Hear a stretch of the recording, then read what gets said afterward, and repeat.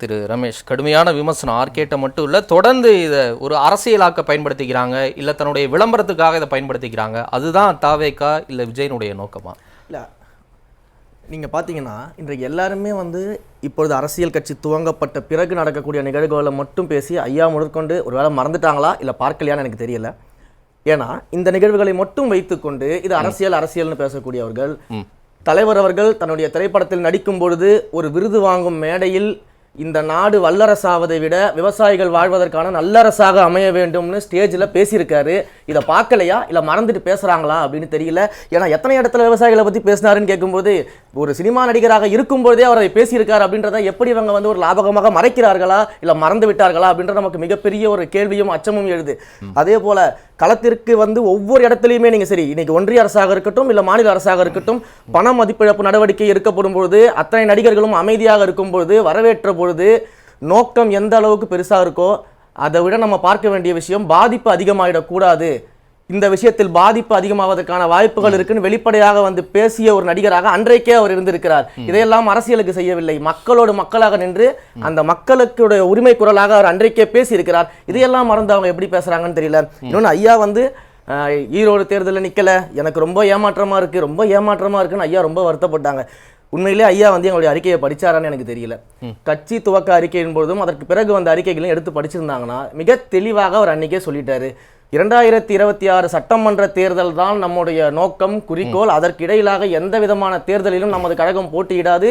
அதற்குள்ளாக உள்கட்டமைப்பு பணிகளை நடத்தி நம்முடைய தோழர்களை அரசியல் மையப்படுத்தி அதற்கான வேலைகளை நான் செய்யணும் அப்படின்னு மிக தெளிவாக ஒரு அறிக்கையை கொடுத்தது. மக்கள் பணினா அது 2026 ஏப்ரல்ல தான் வருமா? அதுக்கு முன்னாடி பல கட்டங்கள் களங்கள் கிடைக்குதுன்னா மக்கள் பணியை உடனே செஞ்சிடலாம். 20 ஆண்டு காலமாக தன்னுடைய மக்கள் இயக்கத்தின் மூலமாக மக்களோட மக்களாக உதவி செய்து கொண்டு மக்களுக்கு தேவையான குரல் கொடுத்து எல்லா விஷயங்களும் செஞ்சுட்டு வராங்க. இது அனைத்துமே மக்கள் பணி தான். நீங்க ஈரோடு கிழக்கு தேர்தலில் நிக்கிறது மட்டும் மக்கள் பணி கிடையாது. மக்களுக்கு தேவையான இடங்களில் உதவிகள் செய்யணும், மக்களுடைய பிரச்சனைகளுக்கு தோல் கொடுத்து அவர்களோட ஒருத்தர நிக்கணும், அதுவும் மக்கள் பணி தான். இன்றைக்கு இருக்கக்கூடிய ஆட்சியாளர்களை பார்த்து நம்ம இந்த கேள்விகள் எல்லாம் கேட்கறது கிடையாது. ஐயா இவ்வளவு ஏமாற்றம் அடைஞ்சாங்க, ஆனா எதிர்கட்சியாக இருக்கும் பொழுது 8 வழி சாலையை எதிர்த்து விட்டு இன்று ஆளுங்கட்சியாக வந்த உடனே 8 வழி சாலைக்கு ஆதரவு தெரிவித்து பேசக்கூடிய அமைச்சர்களே பேசியிருக்கிறாங்க. எனக்கு நினைவு சரியா இருந்தா ஐயா ஏவா வேலு அவர்கள் கூட கிட்டத்தட்ட ஆதரிக்கிற மாதிரி பேசியிருந்தாங்க. இதையெல்லாம் இவங்களுக்கு ஏமாற்றமா தெரியல, அதுதான் எனக்கு புரிய மாட்டேங்குது. எதிர்கட்சியாக இருக்கும்போது நான் சொல்றேன், எதிர்கட்சியாக இருக்கும்போது கொரோனா காலகட்டத்தில் ஒயின் ஷாப்புக்கு எதிராக மிக பெரிய அளவில் கொடியை பிடிச்சி வீட்டு வாசல் நின்று ஐயா திரு மு க ஸ்டாலின் அவர்களும் ஐயா திரு உதயநிதி அவர்களும் குடும்பத்தோடு போராடினாங்க. இன்னைக்கு பொங்கலுக்கு 725 கோடிக்கு மதுபானம் விட்டுருக்காங்க. ஐயா இதெல்லாம் ஏமாற்றமா தெரியலையா? அது எப்படி மக்கள் ஏமாறக்கூடிய விஷயங்கள் எதுவுமே அவர்களுக்கு ஏமாற்றமா தெரியல. மட்டும் ஏமாற்றமா இருக்கு மக்கள் கிட்ட திணிக்கிறார்கள். அது எப்படி? அது அவர் ஒரு பாசிட்டிவ் டோன்ல சொல்றாருன்னு கூட நீங்க எடுத்துக்கலாம். ஒரே ஒரு ரிப்ளை மட்டும் சொல்லிடுமா? இதுக்கு முன்னாடி பதில் சொல்லியிருக்கேன், அதனால தான் நான் அது குறிப்பாக போகல. அதாவது ஜூன்ல தான் அவர் அந்த ஸ்டேட்மெண்ட் விடுறாரு, இந்த மாதிரி 2024 தேர்தல். அந்த டைமில் இவர் EVK சிலங்கவன் டிசம்பரில் இறப்பாருங்கிற விஷயம் எனக்கும் தெரியாது, உங்களுக்கும் தெரியாது, விஜய்க்கும் தெரியாது. அப்போ இது ஒரு யுனிக் ஆப்பர்ச்சுனிட்டி பிரசன்ட் பண்ணுது. 72ல் எப்படி எம்ஜிஆருக்கு ஒரு ஆப்பர்ச்சுனிட்டி வந்ததோ அதே மாதிரி ஒரு செம்மையான ஒரு ஆப்பர்ச்சுனிட்டி பிரசன்ட் பண்ணுது. அப்போ களத்தில் இருக்கிற மாற்றங்களை அனுசரித்து போகிறது தான் ஒரு அரசியல் கட்சி. இல்லை என்றால் அது ஒரு கல்ட்டு. ஏனென்றால் நான் சொல்றேன், டிஎம்கே பொறுத்தவரை டிஎம்கே ஒரு காலத்துல என்ன தமிழ் தேசம் என்று வாதிட்டு கொண்டிருந்தார்கள். அதன் பிறகு சீனா போர் வருகிறது. அப்புறம் அண்ணா சொல்றாரு தமிழ் தேசம்லாம் வேண்டாம்ப்பா, நாங்க இந்தியா கூட இருக்கிறோம் அப்படின்னு மாறி ஆமா திராவிட நாடு கொள்கையிலிருந்து வெளியே வந்துடுறாரு. அப்ப இந்த மாதிரியான எவ்வளவு விஷயங்கள் இருக்கு. நான் ஒவ்வொன்றுக்கும் நான் பதில் சொல்ல, பட் அது பாக்கி இருக்கிற டைம் இதாகும். நீங்க இந்த தேர்தலில் போட்டியிடணும், இந்த நேரத்தில் இதை பேசிடணும், இந்த இடத்துக்கெல்லாம் போயிடணும், நீங்க எதிர்பார்க்கிற அரசியலையே நாங்க செய்யணும்னு அவசியம் கிடையாது. நாங்க ஒரு மாற்றத்தை நோக்கி ஒரு ஸ்ட்ராட்டஜி இல்ல, செலக்டிவா செய்ய முடியல. செலக்டிவா மட்டும் சில விஷயங்கள் தேர்ந்தெடுத்து பண்றாரா அப்படிங்கிற ஒரு விமர்சனம் இருக்கு. ஒண்ணு இல்ல, சமீபத்தில் அவர் எதிர்கொண்ட மிகப்பெரிய விமர்சனம், சீமான் பெரியார் குறித்து ஒரு கடுமையான விமர்சனத்தை முன்வைக்கிறாரு. அது அவதூறுன்னு கடுமையா கண்டிக்கிறாங்க. உங்களுடைய முதல் கொள்கை தலைவர் தந்தை பெரியார், அவருக்கு தான் முதலா அவர் வெளியே பெரியார் திடலுக்கு போய் மாலை அணிவித்து மரியாதை செலுத்திட்டு வந்தாரு. அப்படிப்பட்ட பெரியார் குறித்து ஒரு அவதூறு நடக்குது. தமிழ்நாடு அரசியல் தலைவர்கள் எல்லாருமே அதுக்கு ரியாக்ட் பண்றாங்க. ஏன் ஒரு சின்ன ரியாக்ஷன் கூட விஜய் கிட்ட இருந்து வரல அப்படிங்கிற கேள்வி இருக்குல்ல. கிட்டத்தட்ட இத்தனை நாட்களாக பரந்தூர்ல விவசாயிகள் அங்க இருக்கக்கூடிய கிராம மக்கள் எல்லாம் போராடிக்கிட்டு இருக்காங்க. இந்த திட்டம் வேண்டாம்னு சொல்லிக்கிட்டு இருக்காங்க. இன்றைக்கு தலைவர் அவர்கள் அந்த இடத்திற்கு போகும்பொழுது ஒரு நேஷனல் லெவல்ல இந்த நியூஸ் எப்படி போகுதுன்றது இங்க இருக்கக்கூடிய எல்லாருக்குமே தெரியும். எந்த அளவுக்கு இது கவனிக்கப்படுதுன்றது எல்லாருக்குமே தெரியும். நீங்க ஐயா பெரியார் அவர்களை நாங்கள் கொள்கை தலைவராக ஏற்றுக்கொண்டு, ஐயா அம்பேத்கர் அவர்களை நாங்கள் கொள்கை தலைவராக ஏற்றுக்கொண்டு அவர்களுடைய நல்ல விஷயங்கள் எல்லாத்தையும் மக்கள் கிட்ட கொண்டு போய் சேர்க்கணும் அப்படின்னு நாங்க வந்து உழைச்சிக்கிட்டு இருக்கோம். நீங்க இன்னைக்கு புத்தக திருவிழாவில் பாத்தீங்கன்னா ஐயா பெரியார் அவர்கள் புத்தகத்தையும் அம்பேத்கர் புத்தகத்தையும் மிக அதிக அளவில் நான் கேட்ட அதுக்கு தான் வரேன். ஏன்னா இந்த அளவுக்கு நாங்க பாசிட்டிவான விஷயத்தை மக்கள்கிட்ட கொண்டு போயிட்டு அதை சேர்க்கணும்னு நாங்க எதிர்பார்க்கிறோம். ஆனா ஒரு பொருட்டே இல்லாம பெரியார வந்து பேசினா தமிழக மக்களே ஏற்க மாட்டாங்க. பெரியாரும் தமிழக மக்களையும் நம்ம பிரித்து பார்க்க முடியாது. அது ரமேஷ் சொல்றாரு. அது விஜய் வந்து ஒரு இடத்துல சொல்லி இருக்கணுமே, ஏன் சொல்லல? ஒரு நெகட்டிவான விஷயத்தை ஒரு அவதூற போய் அவர் பேசி அதை மக்கள் கிட்ட சேர்க்கிறதுக்காக நாங்க இங்க அரசியலுக்கு அத தான் நான் கேக்குறேன். செலக்டிவா உங்களுக்கு எது வேணுமோ அதை மட்டும் தான் தாவேகாவோ விஜயோ எடுத்துக்கறாரா? விமர்சனம் பண்றதுக்கோ அவதூறுகளுக்கு பதில் சொல்லவோ நம்ம இங்க கட்சி ஆரம்பிக்கலன்னு எங்க தலைவர் மிக தெளிவாக மாநாட்டிலே சொல்லியிருக்காரு. நாங்க மக்களை நோக்கி மக்களுக்கு சேர வேண்டிய நல்ல விஷயத்தை சேர்க்க தான் அரசியலுக்கு வந்திருக்கோமே தவிர்த்து பொருட்டே இல்லாத மக்கள் ஏற்கக்கூடாத ஒரு விஷயத்தை, மக்கள் ஏற்காத ஒரு விஷயத்தை பத்தி பேச வேண்டிய அவசியம் கிடையாது. இன்னைக்கு நடந்த விஷயத்தையே சொல்லுவோம். இன்னைக்கு அவர் மக்களுடைய ஒரு துன்பத்துல ஒரு கோரிக்கையில பங்கெடுக்க போறாரு. இன்னைக்கு அவர் போகும்போது ஒரு போராட்ட களத்துக்கு போற மாதிரியே இல்லை, ஒரு கொண்டாட்ட களத்துக்கு போற மாதிரி இருக்கு. ரொம்ப ஒரு உற்சாகமா ஒரு போராட்டத்திற்குரிய தன்மையே இல்லாம இருக்கு. இது ஒரு போராட்டமா? இது ஒரு போராட்டத்திற்கு ஆதரவு தெரிவிக்கக்கூடிய ஒரு நிலையான விமர்சனம் வருது. என்ன சொல்றீங்க? இல்ல, நீங்க அவர் இன்னைக்கு மக்களை பார்க்க செல்கிறாரு. தன்னுடைய சொந்த மக்கள் அந்த மக்களோட மக்களாக நிற்கணும்னு சொல்லி போறாரு. அந்த மக்கள் அவரை பார்ப்பதில் அவர் வருவதை வந்து மிகப்பெரிய அளவில் எதிர்பார்த்து கொண்டிருந்தார்கள். அவர் வந்து இந்த பிரச்சனை வந்து மிகப்பெரிய அளவில் மக்களிடையே முன்னும் பலதரப்பட்ட மக்களிடையே சென்றடையணும், மக்கள் மகிழ்ச்சி அடைகிறாங்க. இதை நீங்க வந்து ஒரு போராட்ட களமா அப்படின்னு கேட்குறீங்க, இல்லை வந்து ஒரு மகிழ்ச்சியா போறாருன்னு கேட்குறீங்க. தன்னுடைய சொந்த மக்களுக்காக போய் நிற்கிறதே ஒரு மகிழ்ச்சி தாங்க. இன்னைக்கு வந்து வேங்கை வயல்ல இவ்வளவு பெரிய துன்பம் நடந்து அந்த மக்கள் வந்து சமூக நீதி பேசக்கூடிய இந்த ஆட்சியாளர்கள் முதலமைச்சர் ஏன் போய் இன்னும் நீங்க போய் பார்க்கல? அப்ப அதை நீங்க மகிழ்ச்சின்னு சொல்லி கேட்பீங்களா? முதலமைச்சர் வந்து மகிழ்ச்சியா இருக்காரு, அவங்கள பார்க்காம நீங்க சொல்லுவீங்களா? ஒரு மக்களுடைய போராட்ட களம், அந்த மக்கள் போராடிட்டு இருக்காங்க வேங்கை வயல்ல. ஒரு முதலமைச்சர் அங்க போய் நின்னாரா? இல்ல துணை முதலமைச்சர் அங்க போய் நின்னாரா? ஏன் நிக்கல? அப்ப இவங்களை பார்க்காம இவங்க வீட்லயே மகிழ்ச்சியா இருக்காங்க, இல்ல சென்னையில வந்து கார் ரேஸ் நடத்தி மகிழ்ச்சியா இருக்காங்கன்னு நம்ம பேசுவோமா? நம்ம பேச மாட்டோம். அதை தான் நம்ம பேசணுங்க. முதல்ல நீங்க ஆட்சியாளர்களை நோக்கி இந்த கேள்விகள்லாம் எழுப்புங்கன்னு தான் நம்ம சொல்லிக்கிட்டு இருக்கோம். எல்லா இடங்கள்லயுமே நாங்க மக்களை நோக்கி வந்துகிட்டு இருக்கோம். இன்றைக்கு பரந்தூருக்கு வந்திருக்காரு. அடுத்தடுத்து நாங்க எல்லா இடங்களையும் மக்களை சந்திக்க போறோம். வேங்கை வயல்ல சந்திப்போம். அடுத்தடுத்து மக்கள் சந்திப்பு நிகழ்வுகள் இருக்கு. நாங்க போவோம். ஆட்சியாளர்களை பார்த்து எப்ப கேள்வி கேட்பீங்க? சரி ரமேஷ் சொல்லுங்க. ரொம்ப ஆர்வமா இருக்கீங்க, நேரம் கொடுக்கணும். சொல்லுங்க. ஏன்னா எவ்வளவு அழகா இந்த ஒரு விவாதத்தை வந்து பாத்தீங்கன்னா, இந்த மக்கள் பிரச்சனையை மக்கள்கிட்ட கொண்டு போய் சேர்க்காமலும், இல்லை இந்த மக்கள் பிரச்சனைக்கு காரணமான ஆட்சியாளர்களை பற்றி பேசாமலும், அவர்களுடைய அரசாங்கத்தின் செயல்பாடுகளை பற்றி பேசாமலும், ஒரு தலைவருடைய ஒரு புதிதாக கட்சி ஆரம்பித்து கொடுக்க அரசியலுக்கு வந்திருக்கக்கூடிய ஒரு தலைவரை பற்றி விமர்சனம் செய்வதாக மட்டுமே இந்த விவாதத்தை கொண்டு செல்கிறார்களே, இதோடைய உள்ளர்த்தம் என்னன்னு எனக்கு புரியல. மேபி மக்களுக்கு இது புரிஞ்சிருக்கலாம். என்ன விஷயம் நான் சொல்ல வரேன். இன்றைக்கு ஐயா அவர்கள் சொல்றாரு, ஒரு நாள் ரோட் ஷோ பண்ணிடுறாரு, அதுக்கப்புறம் ஆளை காணும். வருஷத்துல 100 நாட்கள் சட்டமன்றத்தை கூட்டி மக்களின் பிரச்சனைகள் விவாதிக்கப்படும் அப்படின்னு சொல்லி தேர்தல் அறிக்கையில் வந்து இன்றைக்கு இருக்கக்கூடிய ஆட்சியாளர்கள் கொடுத்திருந்தாங்க. 100 நாள் நடக்குதா? அதை பற்றி நம்ம கேள்வி கேட்கிறோமா? மிக குறைந்த நாட்கள் தான் ஒவ்வொரு வருஷமும் நடத்துறாங்கன்ற விமர்சனம் இருக்கு. அதை நம்ம கேள்வி கேட்கிறோமா? குறிப்பிட்டு நம்ம ஓட்டு போட்டு மக்கள் செலக்ட் பண்ண, நம்பிக்கை வைத்து செலக்ட் பண்ண ஒரு ஆட்சி நடந்துகிட்டு இருக்கு. அந்த ஆட்சியாளர்கள் மேல கேள்வியை கேட்காம ஒரு கட்சி ஆரம்பித்து மக்களுக்கு நான் வரேன்னு சொல்றவரை ஒருத்தரை மட்டுமே கேள்வி கேட்பதோடைய நோக்கம் என்ன அப்படிங்கிறத நான் மக்கள்கிட்டே விட்டுறேன். அதே போல ஒர்க் ஃப்ரம் ஹோம்னு சொல்றாங்க. இன்றைக்கு ஒர்க் ஃப்ரம் ஹோம்னு சொல்ற இவர்கள் வந்து பாலிடிக்ஸ் ஃபார் ஃபேமிலின்றதை ஏன் பேச மாட்டேங்கிறாங்க?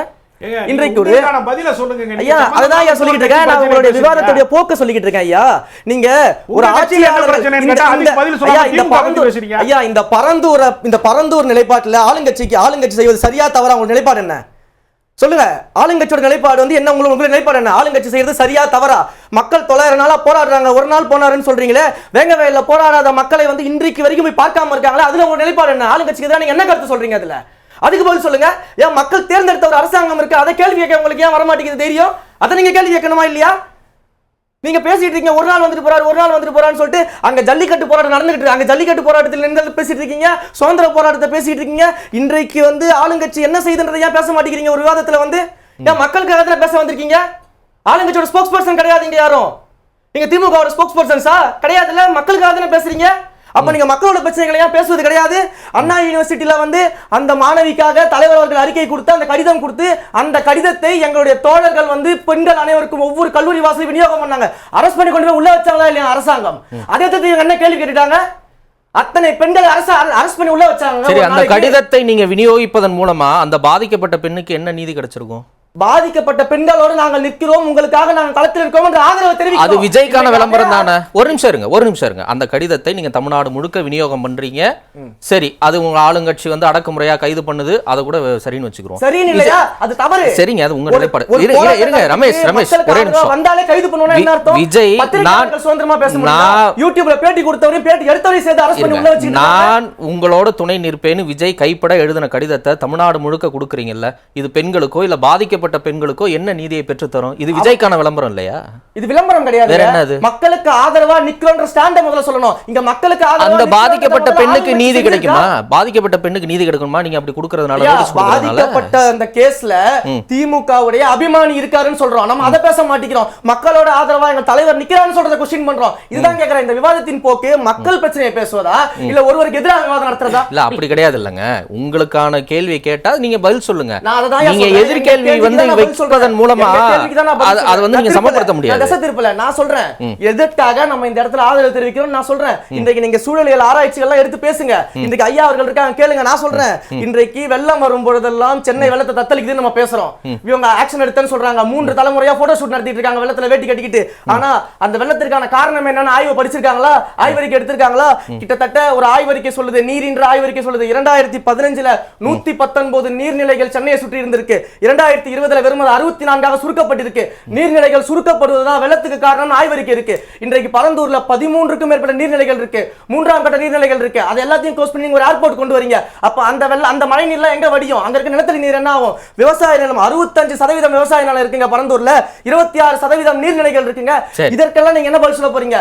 அதே போல திமுகவுடைய தேர்தல் அறிக்கை எடுத்து பாருங்க. ஆட்சியாளர்கள், நான் திமுக கூட சொல்லலங்க, இன்றைக்கு இருக்க அரசாங்கத்துடைய தேர்தல் அறிக்கை எடுத்து பாருங்க.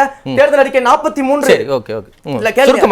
விவசாய உற்பத்தி பாதிக்கப்படும் வகையில் விவசாயிகளின் ஒப்புதல் இல்லாமல் விளைநிலங்களை வேறு பயன்பாட்டிற்கு மாற்றுவதை தடுத்திட நடவடிக்கை மேற்கொண்டு விளைநிலங்கள் பாதுகாக்கப்படும் திமுக தன்னுடைய தேர்தல் அறிக்கை 43 சொல்லி இருக்கு. இன்னைக்கு விளைநிலங்களை எடுக்கக்கூடாது மக்கள் போராடுறாங்க. அப்ப நீங்க ஏன் அரசாங்கம் அவங்களோட நிக்கல? அப்ப நிக்கிற எங்களை போய் நீங்க ஆதரவு தெரிவிச்சா போராட்டம் மாறிடுமான்னு கேக்குறீங்களே.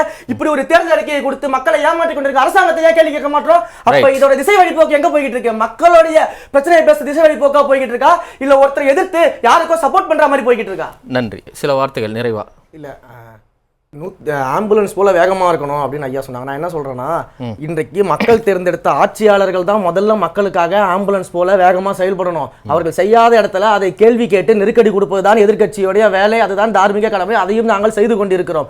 ஆனா இன்றைக்கு ஆம்புலன்ஸ் போல வேகமாக செயல்படக்கூடிய ஆட்சியாளர்கள் ஒரு ஓட்ட சைக்கிள் போல கூட மக்களுக்காக செயல்பட மாட்டாங்க, போய் நிக்க மாட்டாங்க. முதல்ல நீங்க அதை கேள்வி கேட்டுட்டு வந்து எங்களை கேள்வி கேளுங்கன்னு சொல்றோம். ஆனா இவர்கள் நாங்க அதை கேள்வி கேட்போம், ஆனா முதல்ல நீ இதுக்கு பதில் சொல்லு, அப்பதான் நாங்க போய் கேள்வி கேட்போம் தொனியில தான் பேசிக்கிட்டு இருக்காங்க. இது முழுக்க ஒரு ஆளுங்கட்சியை காப்பாற்றக்கூடிய அளவில் பேசக்கூடிய ஒரு பேச்சா தான் நான் பார்க்கிறேன். ஏன்னா இன்றைக்கு மக்கள் சார்ந்து நிற்க வேண்டியவர்கள் எல்லாருமே அந்த மக்கள் பிரச்சனையும் பேசுறது கிடையாது, அந்த மக்களுக்காக செயல்பட வேண்டிய ஆட்சியாளர்களை பத்தியும் பேசுறது கிடையாது.